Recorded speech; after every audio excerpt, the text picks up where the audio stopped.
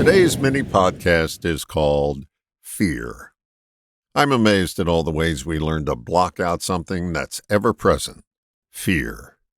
We fight with it, suppress it, deny it, sugarcoat it, anything to chase it away. It seems we rarely, if ever, cooperate with it. Sometimes an enemy becomes a friend when cooperation becomes an option.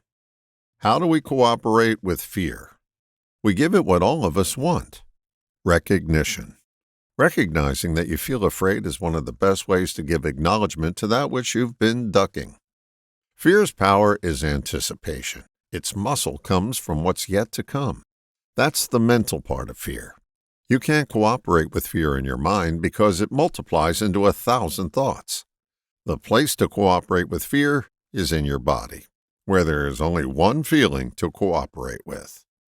Cooperating with fear means to feel it. The temptation is when we feel fear is to talk about it.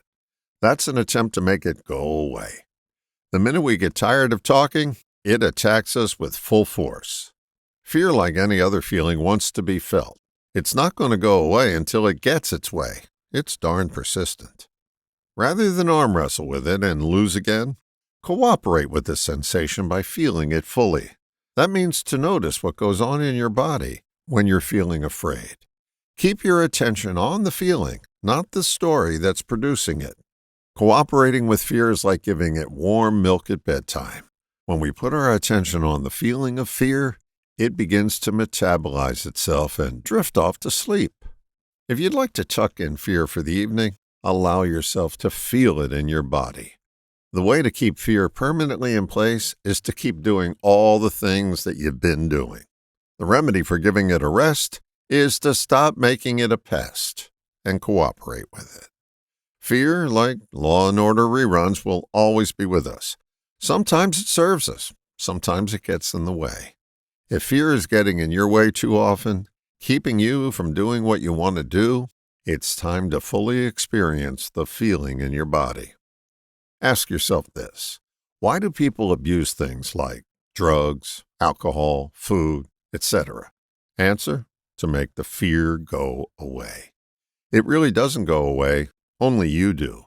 In case you haven't noticed, your attempt at numbing yourself isn't working because your fear never rests.